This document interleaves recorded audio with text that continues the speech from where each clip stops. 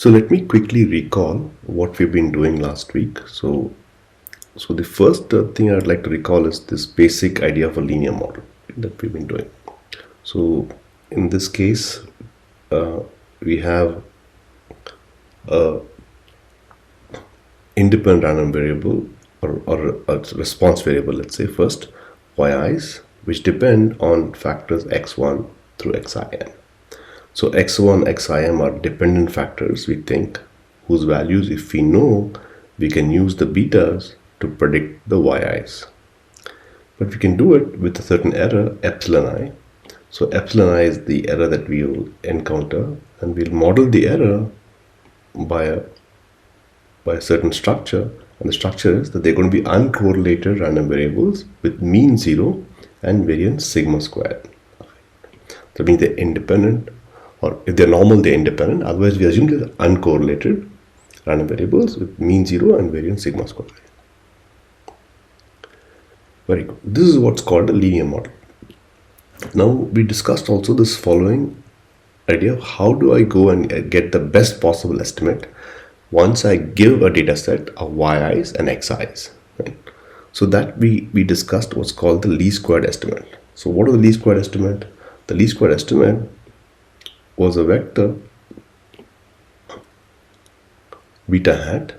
So the beta hat was the vector we were trying to understand. So random vector beta hat in Rm was called a least squared estimate if it minimized the norm L2 norm squared. So the least squared estimate is the one that minimizes the norms L2 norm squared, right? So the beta hat is the parameter at which the L2 norm of y minus x beta is going to be minimized. So just make sure that you understand this vector y is equal to x beta. That means your exact solution, that means y minus x beta.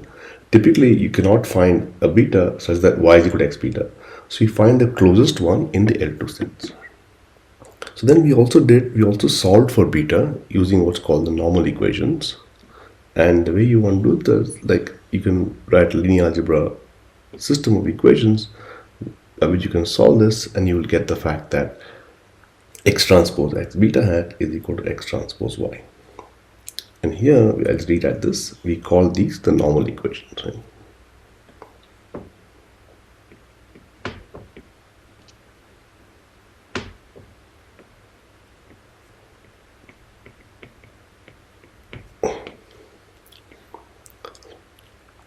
Now today, I'll begin with an example of a simple data set.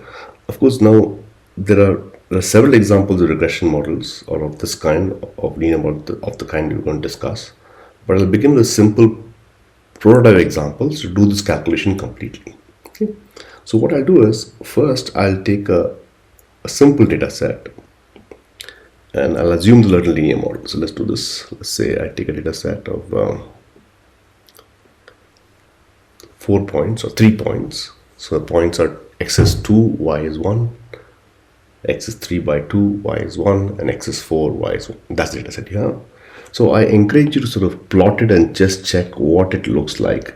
And so this is an exercise I'll give. Just plot the data set and check what it looks like, which I will not do here. Again, here I'll just try to find a linear function that relates y to x. So the linear function I'll assume is like y is equal to beta naught plus beta 1x, and I'll have an error. Right? So this, if we want to phrase in our earlier language of y x beta, so I'll think of it in this form. So I'll rephrase it or rewrite this. This is the model we're looking at.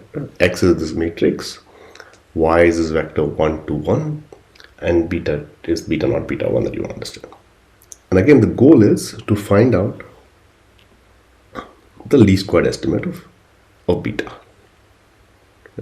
So how do I solve this now? So let's go again. Let's do the linear algebra way, not the calculus way. So linear algebra way, we know to solve for the least square estimate beta hat, I need to follow the normal equations. So what are the normal equations? That is x transpose x beta equal x transpose y. So what I'll do is I'll go step by step. I'll try and compute first the x transpose x, then x transpose y, and then solve for beta. So once you do this, let's do this. Let's say x transpose x is just going to be equal to, so x transpose x is just the matrix x transpose times matrix x, which is from here, from this setup right here. And if you do the algebra, if you multiply the first row with the first column, you get an element 3 here, you get element 3, and if you multiply the first row with the second column, you get 2 times 1 plus 3 halves plus 4, so you get a 7.5, and so on and so forth. And notice this is a symmetric matrix, right? This matrix right here is symmetric matrix. So that's first check you should do when you do this calculation. So it's like a symmetric matrix. So let it down.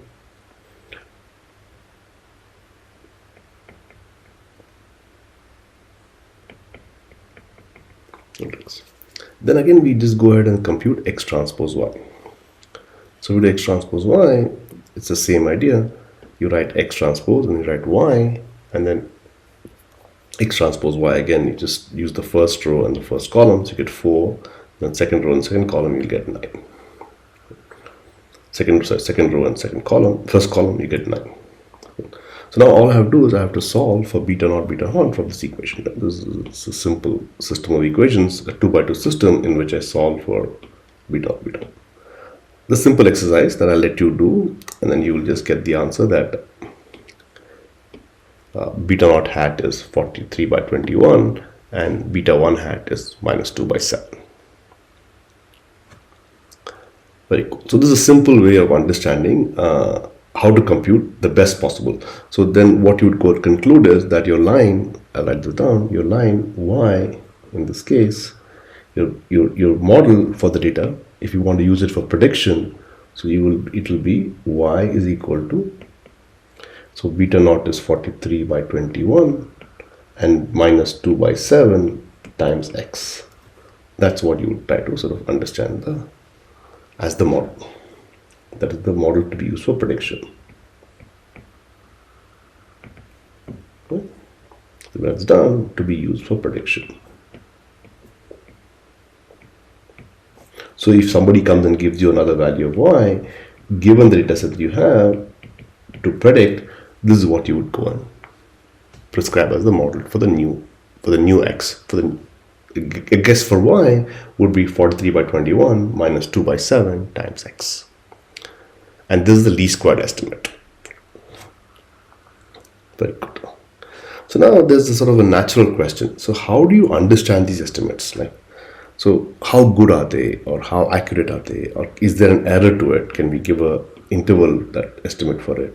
Is this the correct value? And so on. So let's make this in pink, so it's the same color. So I want to understand what is beta naught. Okay. So this whole area falls in this like we've been discussing so far, falls in this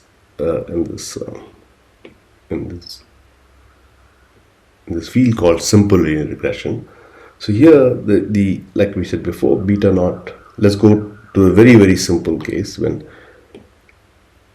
it's this one factor xi that depends, that for which yi, if I know xi, I can predict yi, and I have yi is equal to beta naught plus beta 1 xi plus epsilon I. Again, my only assumption is that epsilon I are mean 0 and variance are uncorrelated, mean 0 and variance sigma square. Very good. So then we know, again, let's just quickly recap. To do the least squared estimate, I solve for, if I want to solve for the least squared estimate, then I go and solve for x transpose x equal to x transpose y, which is the normal equations, and you get this algebra, so I get x transpose x looks like 1, 1, and then I have n times summation xi, and x transpose y looks like n summation yi and summation xi yi. And then we already seen, or we can just sort of write an explicit solution for beta naught and beta naught hat in this following form, right? So the solution to this whole system is given by beta naught hat is equal to y bar minus x beta 1 hat x bar, and beta 1 hat is sort of the sample covariance divided by the sample variance in some sense, formally speaking. Good. And this is an explicit solution. So a couple of things we also notice that the least square estimate, or the regression line that we get from the least square estimate, passes through the mean, right? So let's write this down. So it's observation we have in mind.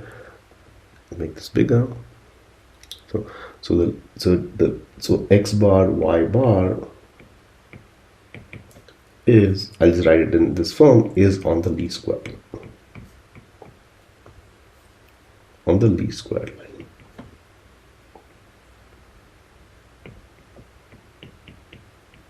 Okay, very good. I think that's an observation to keep in mind. And beta 1 hat is this. So now, then we want to understand how good these estimates are. Like, you could do this in the example as well, what I'm going to do right now as an exercise, but I'll just set up the theory properly. So these are all simple exercises that I'll sort of let it be for you to do, but just simple linear algebra things to do. Right? And note that in this particular case, I'm able to explicitly solve for beta naught hat and beta 1 hat. This may not be always the case for all particular models. Okay. So now, how do I understand so one way I do it is that now I have predicted a model, right? So from this, I have predicted a model. The model is, let me just make this in white so you can see it. So I have predicted a model. So my model will be y equal to beta naught hat plus beta 1 hat x, right? That's the model I'm going to keep in mind, right? So that's the model I have. So now what I can do is I can just see how it's performing with my existing data set. So the data set is xi, yi, x1, y1, x2, y2, and so xn, yn. So what I do is I compute what's called the residual sum of squares. So what does that mean? I go to every data point, I compute how my model is predicting the yi's given the current data set xi. Of course, it may not be equal like we've seen before. The line may not pass through all the points. So this is the error at the given data points. And to account for the sign changes, I square the error. So I compute some sort of a quantity that gives me, if it's small, that means the line is good. If it's large, the line is not so good. So this is called the residual sum of squares. So that's going to be exactly this, right? So it's going to be this. So this I will write it in a little bit, maybe a little bit smaller so I can move the model across. So the model is this. Let me resize a little bit, break it down, and let me bring the model here.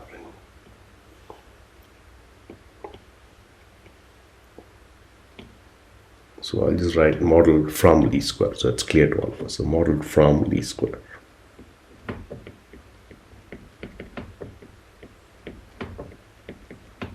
Very nice.